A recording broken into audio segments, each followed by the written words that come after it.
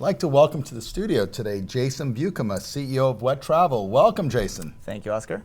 On behalf of EO South Florida, I'd like to congratulate you for earning your prestigious ranking on the Inc. 2014 fastest growing privately held companies in the United States. Congratulations. Thank you very much. So tell us a little bit about Wet Travel. Well, started it 10 years ago out of a basement in Atlanta, and just basically getting a group of friends together to go on a cruise, and saw how much money the travel agency made off of me, and then decided to start up my own company. And started with 125 people going on a cruise, and always had a dream of what it would be like to charter my own cruise ship and have all my friends and really good music on there. So that was always the dream, and now we do close to 15,000 people a year on cruises. Oh my God, that's a huge quantity of passengers. And this all started from an original group of 125 people. Yep. That's a pretty significant jump from one end to the other. Right. How long were you in the business before you were able to realize your dream of actually chartering an entire cruise ship? It took me 6 years to charter my first cruise ship. I had a goal business plan to do it in 5 years, but it took me 6.5 years or so. Yeah. And you still earned a spot on the Inc. list, huh? I guess. So in 2011 was the very first charter, 2010, and now we have 5 charters now, from electronic dance music, which is the Groove Cruise, which I started with, and now we have Aventura Dance Cruise, which is Latin, Motorboat, which is heavy metal, with Motorhead, Megadeth, and Anthrax. We just had that one. And we also have Shiprocked, which is big rock bands like Godsmack and Korn. And we're launching another one, a Spring Break one. And we have a whole bunch of opportunities that we're working on out of the US and also overseas in Europe and Asia as well. So in the last 30 seconds of you describing the themes, I just aged myself 20 more years. So thank you so much for doing that. What is the ultimate vision for Wet Travel? So we're a mission-driven company, and our mission is to excite people's lives. And we do that through creating extremely unique experiences on cruise ships. And in the future, we want to expand that not just from the United States, but also from Europe and Asia. And like I mentioned, India and South Africa. We've also been talking to people in those countries to create these unique experiences. They're really unlike anything in the world. And also, we've been looking into resort takeovers, because there's some resorts where we could rent the entire resort and create a experience that's somewhat similar to what we do on a cruise ship. Amazing, yeah. Amazing. So you mentioned you launched with a detailed business plan. Mm-hmm. 2 questions. 1, how did you test your assumptions? And 2, how much has the actual business varied from your business plan? Interesting. So I wouldn't say detailed business plan. I do have a degree in entrepreneurship. I was a second class at my university to graduate with an entrepreneurship degree. I was in pre-med. I was about to take the MCAT to go to medical school, change gears, and got a job at Georgia Pacific, which is a big Fortune 100 company, and people were getting fired left and right. It just wasn't my atmosphere, and didn't like it. And I had a mentor of mine at the time. He said, find something you love to do and find a way to get paid to do it. And if you love what you do, you never work a day in your life. So I was like thinking about what I love to do, and what I love to do more than anything is go on vacation. So I better figure out a way to get paid to go on vacations. So I got into the travel business as a tour manager, taking groups of people on vacations around North America. So I did trips through Alaska, the Canadian Rockies, Historic America tours, national parks tours out west. And then as a fun thing, I put a group together to go on a cruise, and saw how much money the travel agency made off of me, and decided to start up my own company. And that's kind of how it started. But when I started it, I always had the vision and the dream of chartering my own cruise ship. Because cruises to me are boring. They're mostly families and old people, and the nightlife is not very good. For me, anyway. Jason, what does the competitive landscape look like in your industry? It's very interesting because our biggest competitor got bought out by a cruise line, And so now we have a cruise line that competes with us directly, and that's our biggest competitor is always the cruise lines taking business direct. So we're up against the 1 million pound gorillas or whatever you want to call them all the time. And also our largest booking agency also competed against us, stole all of our ideas and tried to do a cruise, which fortunately canceled. But there's a lot of, we do festivals on cruise ships, so there's a lot of companies out there that do large festivals that do 50, 100,000 people at a festival on land, and they think, oh, we can do 2,000 or 3,000 people on a cruise ship, that's easy. When it's been proven it's not very easy unless you have a company like ours that knows how to market and how to put those people onto a cruise ship. So the landscape is pretty interesting because our biggest partners are our biggest competitors. Amazing. Yeah. And yet you're still able to compete and grow and thrive. Mm-hmm. Yep. Why? I think just being unique and always being in touch with our clients, which we call our clients captains. Our captains steer the ship. They help us determine what cruise lines we work with, to what artists we book, to where we go. And I think just to focus on the captains and the experience and really exceeding expectations and blowing their minds. So when people go on a wet travel cruise, it's just going to be over the top. We don't skimp on things like some of our competitors do, production-wise. And yeah, it's all about the captains and the experience. And when people come back, that's what our biggest marketing is those people telling their friends and getting their friends to come the following year and keeping them engaged and keeping them excited throughout the year to come back again. So I think that's one of the biggest things we've been able to do that our competitors haven't. So effectively, they become your brand ambassadors. Exactly. Yeah. How did you finance the launch of your business? I paid off my credit cards, and then I started the business. So I started the business on about $10,000 in credit card debt, and then a few months into it, I cashed out my 401k. So I was basically put everything in, and that's how I started to finance it. And luckily, even though we do almost 10 million, close to it, in sales this past year, from literally credit card debt to almost 10 million, I've been lucky enough to not have an investor all the way to date and to still own 100% of the company. So it's been an interesting ride, but I've luckily been able to kind of figure out the financing part of it. Good where for you. I haven't needed investors and things like that. Great. Since you've launched your business, what would you say your most difficult decision has been to date?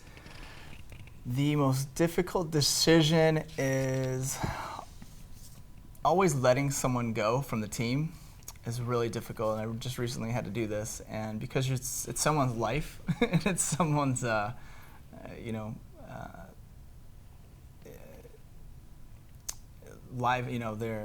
money that they're dealing with, and their family and things like that, their emotions, and that's never an easy thing. And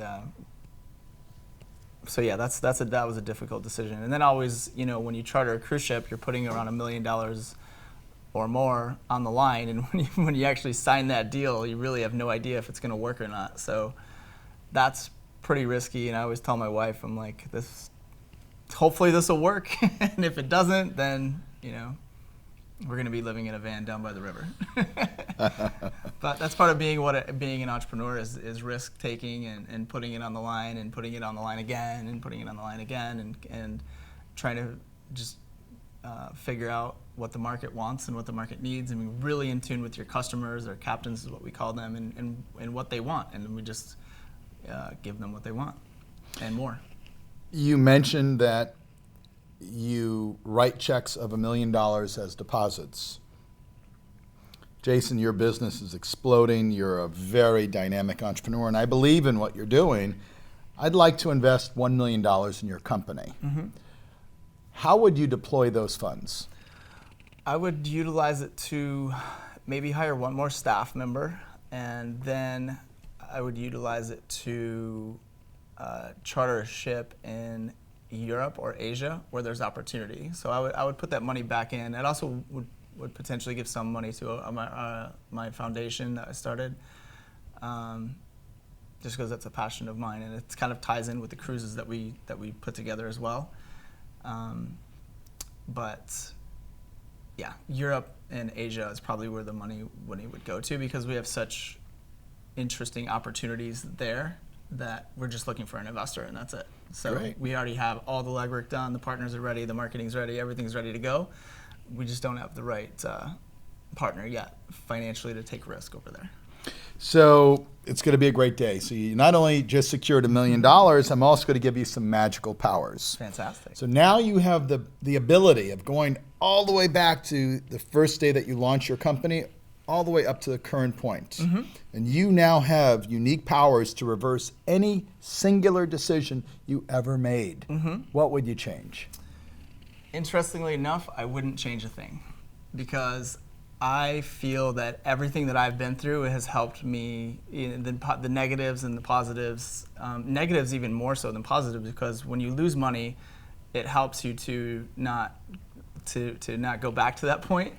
So my whole journey has been, I mean, it's just certainly been a roller coaster, and I wish I had a mentor, and I wish I had more contacts, and I wish I had more money and things like that. But if I didn't, because I didn't have those things, it's exactly how it was supposed to be, and it helped me to get where I'm at today. And I wouldn't be who I am today if all those roller coaster things didn't happen. From living in a trailer park at one point to there's definitely been some ups and downs, and having to get a job twice during the 10 years that I've been in business to continue it going, to be able to have money to continue it. So I wouldn't go back and change anything, because everything's happened for a reason. Of course. You described the stereotypical entrepreneurial journey that we all take at some point in our life. You only have a couple seconds left with these magical powers before I take them back. You wouldn't change anything in the past, so let's look forward. Mm-hmm. Let's say 5 years lapsed. Mm-hmm. How do you think the business climate will have changed, and how will it affect your business? The business climate is definitely going to change. I see us growing into doing resort takeovers, cruise takeovers. The business climate is you always have to be flexible. So I think the most opportunity right now is actually in Asia. And just because that market is absolutely out of control, and the governments are kind of releasing their reins on the people that live in those countries to be able to travel. And so, yeah, in the next 5 years, I could see us doing, multiplying and multiplying again as we continue to grow and excite people's lives. Because in the end, that's what our mission is to excite people's lives and change those people's lives forever, and connect people and build relationships. And that's what really excites me and my team in the end. Beautiful. What one word describes you as an entrepreneur? Well, the company is WET, W-H-E-T. So I guess if I had to pick a word, it would probably be WET. And W-H-E-T in the dictionary means to excite or to stimulate. And when I like to feel like I embody that word, I guess. Interesting. I've never heard that word spelled that way. The only sentence it is an actual word, and the only sentence you really hear it in is whet your appetite. Interesting. But, yeah. We've kind of manipulated it a little bit. I'll remember that when I play Scrabble. A lot of things. Exactly. Beautiful. So, who do you go to, or where do you go to, if you want to brainstorm an idea, or you want to problem solve, or just general overall guidance or advice? Who do you go to?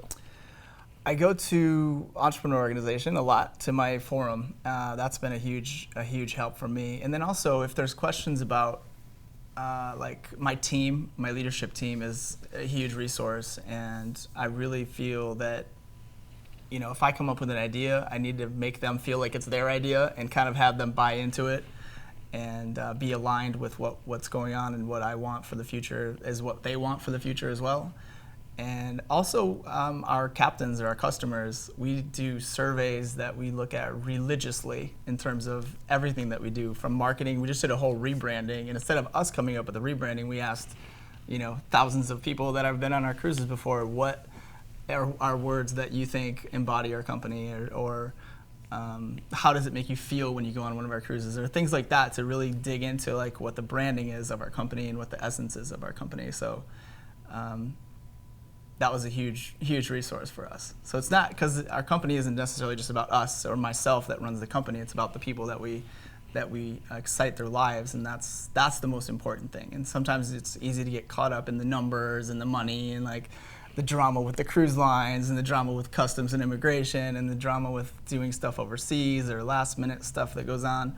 And it's easy to get caught up in all of that. But in the end, it's about exciting people's lives and changing people's lives, and that's the most exciting thing of what we do. Amazing. I've asked this next question several times in the past. I have a sneaky suspicion your answer is going to be unique. Share with us the coolest experience you've ever had in your professional life. I remember my first cruise and looking over the ship, and we're in the middle of the ocean, and it was pretty emotional. It was pretty awesome. And just looking at, I think we had 2,000 people on that cruise, and just being like, wow, this is my cruise ship for these 3 or 4 days, or 3 days I think it was. And we had all these big artists on there, and everyone was just having the time of their life. And this was like the culmination of everything that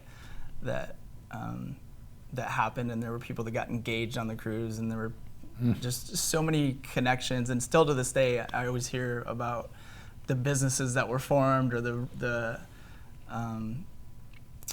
relationships, and it's humbling to kind of think like, oh, this was just an idea I had in a basement a few years ago, and to kind of see the lives that it's affected is pretty humbling for sure. Very inspiring. Final question. Let's pretend for a moment that when you wake up tomorrow morning, wet travel no longer exists. Mm-hmm. What is the next business you're going to want to launch? Good question. It would definitely be something in travel. Definitely something in travel. And definitely something where